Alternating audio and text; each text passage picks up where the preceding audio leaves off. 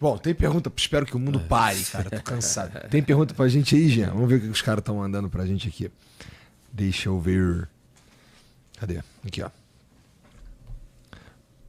O Gustavo Santos mandou: professor, o fato da Tailândia e Egito, para pegar exemplo de dois continentes, serem bem mais pobres que o Brasil, mas terem muito menos violência e criminalidade, tem a ver com a religião em certa medida? Budismo, hinduísmo? Quem que ele falou? Tailândia e quem? Tailândia e Egito. Serem bem mais pobres que o Brasil e terem muito menos violência. Tem mesmo? E tem um tipo de violência menos, mas tem outro não, né? Por exemplo, você tem o fundamentalismo no Egito, islâmico. A Al-Qaeda é um fruto da Irmandade Muçulmana, o Hamas também. Então, no Egito nasce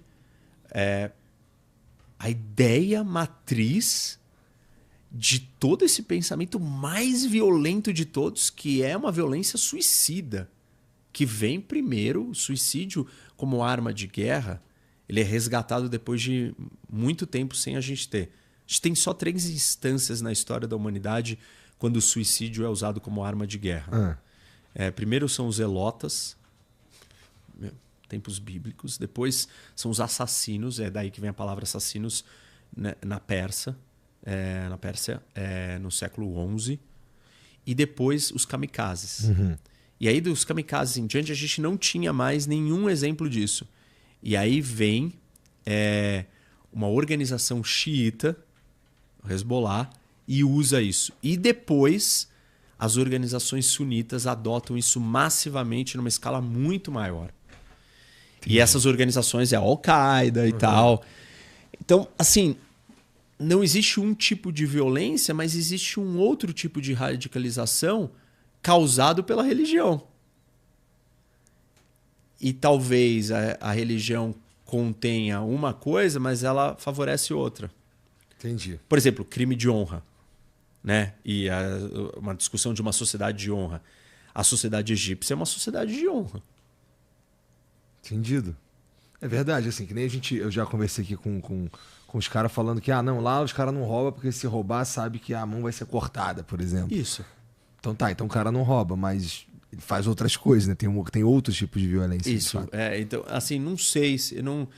acho que valores ajudam, sim, você conter violência sem você precisar de polícia. Olha o Japão. Não tem violência e não é porque tem um Estado forte, não é porque tem uma polícia. É porque eles são culturalmente... Isso, porque é o valor dele, a cultura. Aí você vai falar, esse valor não veio da religião. Talvez tenha vindo, em parte veio, mas outra parte não. Valores podem vir de religião ou não. Total. Então, dá para explicar assim, sei lá, a Suécia.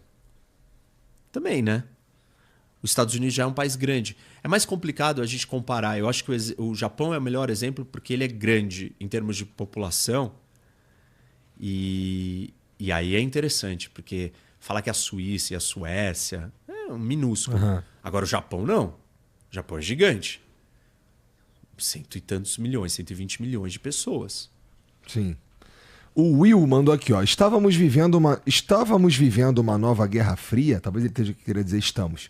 Estamos vivendo uma nova Guerra Fria. Quais são as semelhanças e diferenças? A crise climática já é um fato de conflito geopolítico? Eu vou começar com a segunda parte da crise climática. Acho que sim.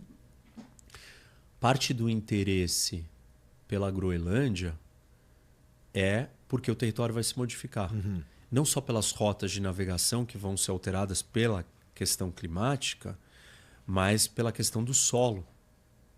Vai ser uma terra produtiva, mega produtiva. O norte do Canadá, o norte da Rússia, a Groenlândia serão terras produtivas. E dá para a gente imaginar que talvez esse é o começo de uma era de conquistas territoriais por uma razão climática. Porque essa terra se torna mais valiosa com a mudança do clima. Existem outras razões, outras questões ligadas ao clima que podem ser geradoras de conflito, como água e uma série de outras coisas. A discussão da Caxemira, ela passa pela discussão da água. a discussão da China com o platô tibetano passa pela discussão da água. Todos os grandes rios da Ásia nascem no platô tibetano. A China não vai querer perder o controle do Tibete. Uhum. E isso é uma vulnerabilidade para a Índia e para todo mundo, todos os outros países. E uma hora essa história vai aparecer, né? Mas também, por um outro lado, eu vi um estudo que mostra que acho que você tem 350 rios no mundo que fazem fronteiras internacionais e a grande maioria absoluta deles tem uma gestão compartilhada que não causa nenhum conflito, nenhuma guerra.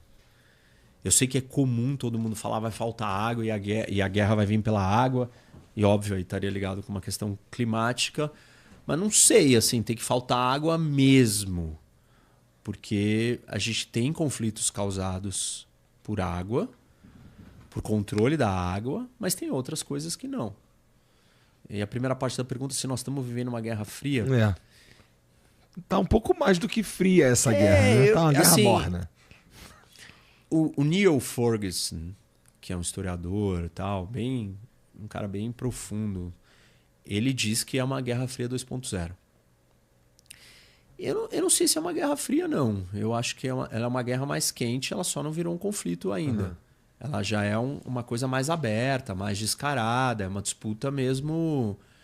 A Guerra Fria, ela tinha um elemento ideológico que eu não vejo, né, nessa disputa, nessa rivalidade.